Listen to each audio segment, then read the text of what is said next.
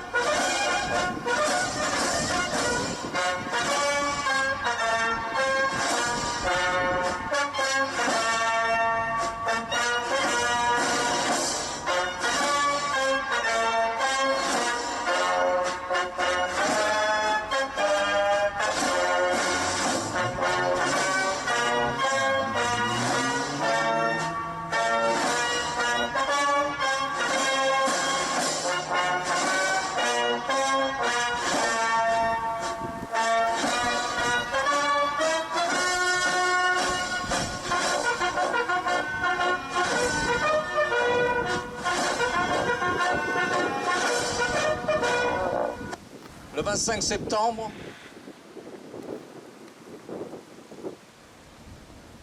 c'est la date qui fut choisie en 2003 pour rendre hommage aux harkis.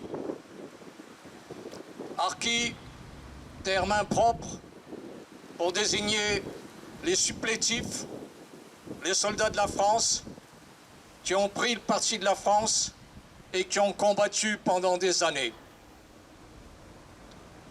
2003, les princes qui nous gouvernent ont attendu bien longtemps pour rendre hommage aux harkis. La date choisie, 25 septembre, est arbitraire, mais elle a le mérite d'exister. Rappelez-vous,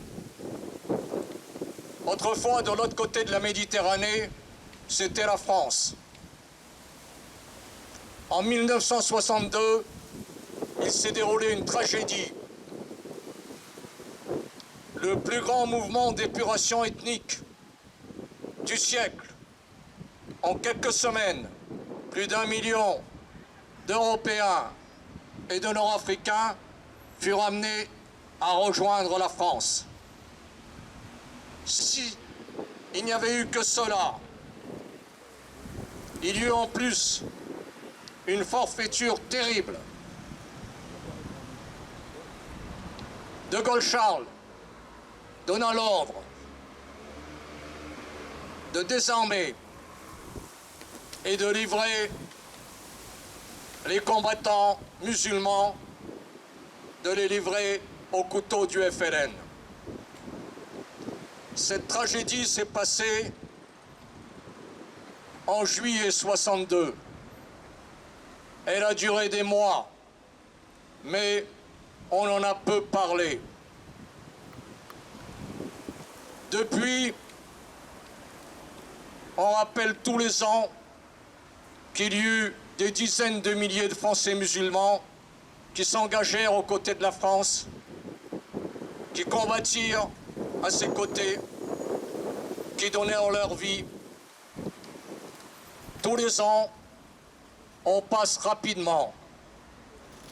On passe trop rapidement, car les princes qui nous gouvernent n'arrêtent pas de nous rappeler le devoir de mémoire. Le devoir de mémoire. Depuis la fin de la Seconde Guerre mondiale, tous les jours, nous avons droit au rappel de la Shoah. Il est certain que des hommes ont souffert, mais ils ne furent pas les seuls. Mais la Ve République gaulliste a des sympathies, des empathies à géométrie variable.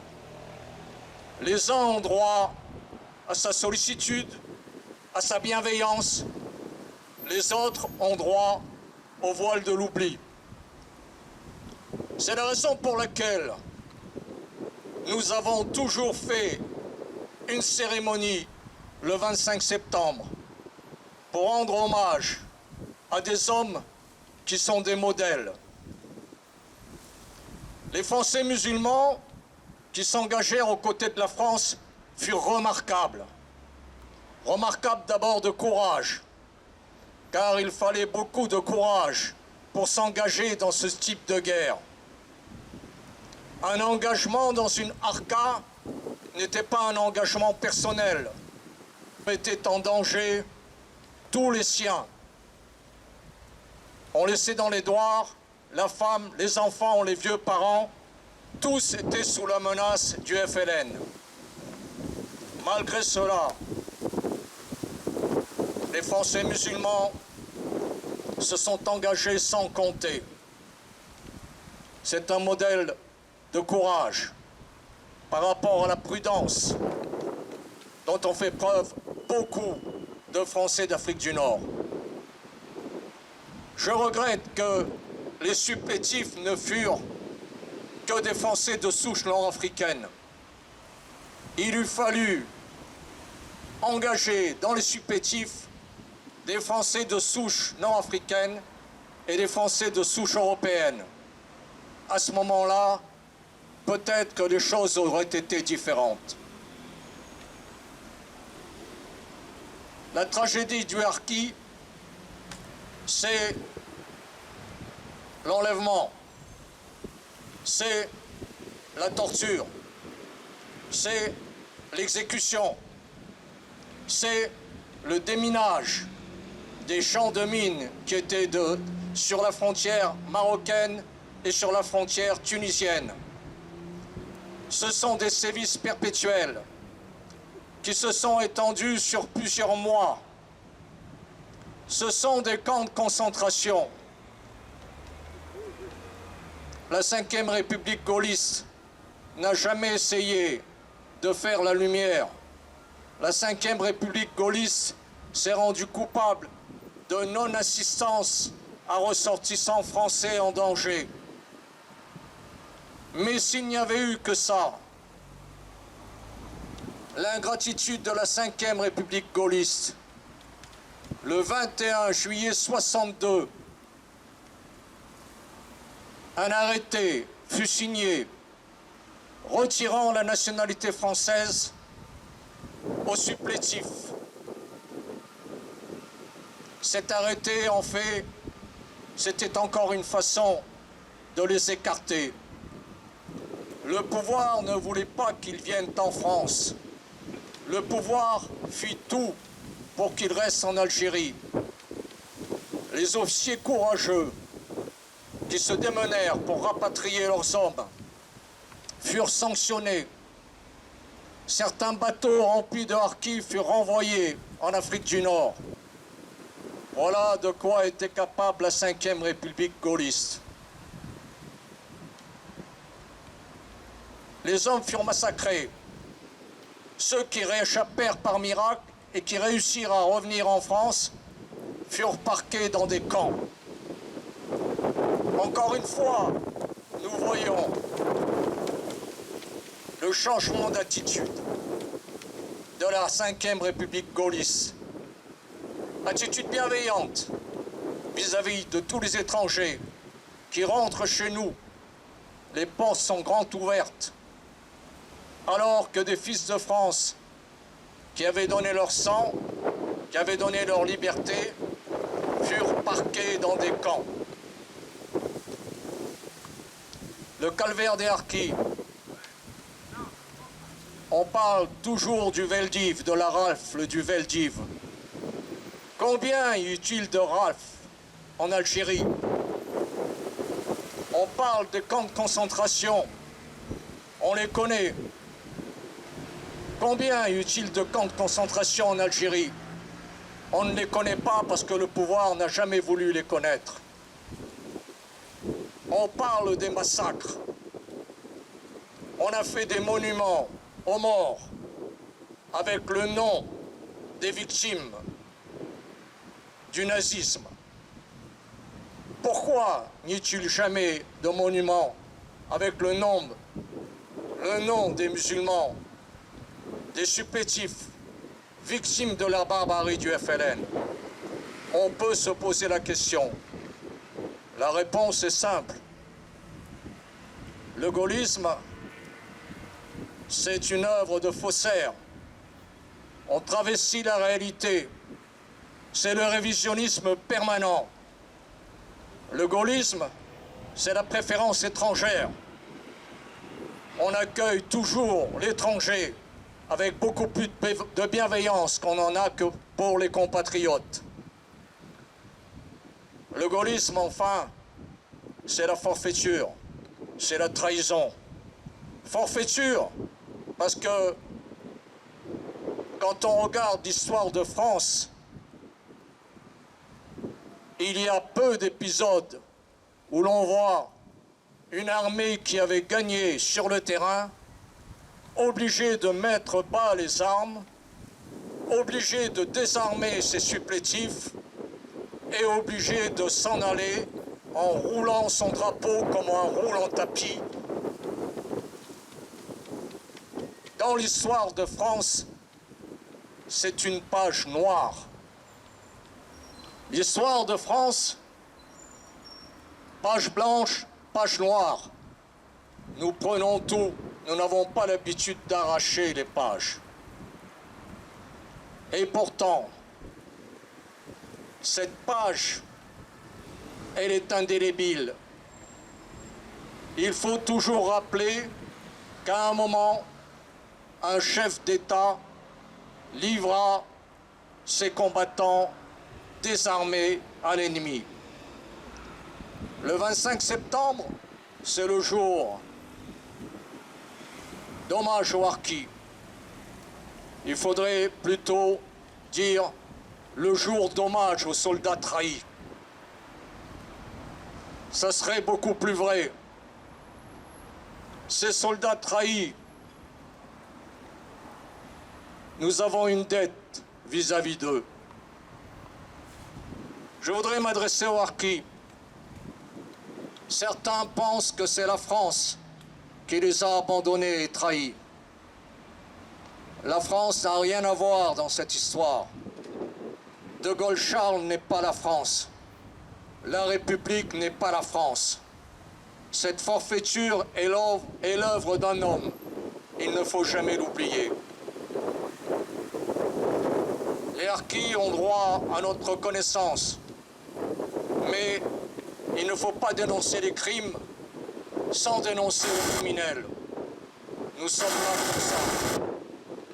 Nous dirons toujours que de Gaulle-Charles a commis une forfaiture en livrant des départements français à l'ennemi. Les harkis furent exemplaires. Ils ont fait preuve d'une patience énorme. Plus de 40 ans pour qu'on décide de leur rendre hommage. Ils ont fait preuve d'une dignité extrême. Je demande à leurs enfants d'être aussi dignes que leur père. Quelques légions d'honneur, quelques médailles militaires, quelques ordres nationaux du mérite. Elle peut le faire. C'est encore une façon de dégrader des décorations prestigieuses. Et bientôt, elle n'aura plus à le faire, car les vrais harkis, dignes de ce nom, qui ont combattu en 62 en Algérie, ils sont de moins en moins nombreux. Ceux qui sont amenés à défendre leur mémoire, ce sont leurs enfants, leurs petits-enfants. Je leur demande un peu de dignité. La dette que la République française gaulliste a vis-à-vis d'eux ne sera jamais rachetée.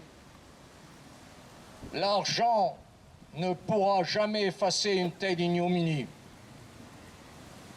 le rôle des associations de harkis, enfants, petits-enfants, et surtout de se battre pour que l'on sache la vérité et que l'on sache qu'au XXe siècle, un chef d'État a été capable de commettre la pire forfaiture, la pire trahison de l'histoire de France. Je vous remercie.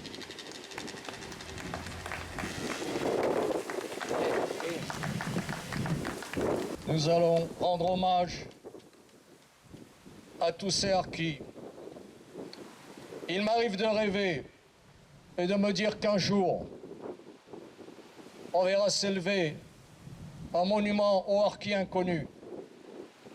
En attendant, ce monument aux harkis inconnus, il est dans mon panthéon personnel.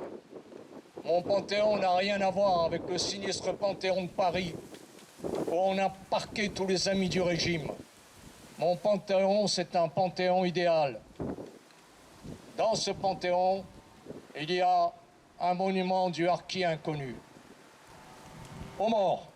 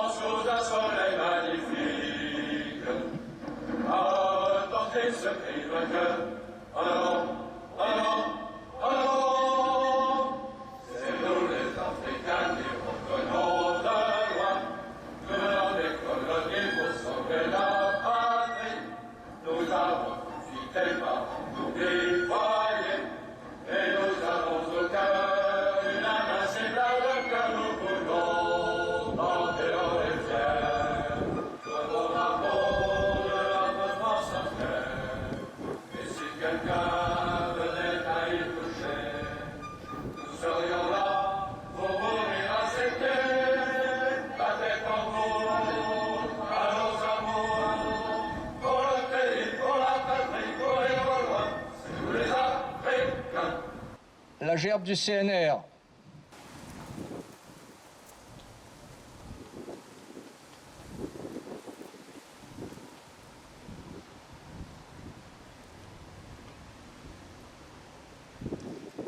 La gerbe de l'audimat. Je demande au colonel Jarreau s'il veut bien porter cette gerbe.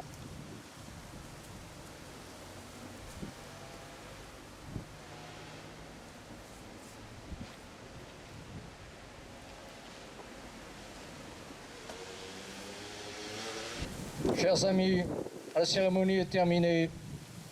Un grand merci pour votre présence. Merci de votre fidélité.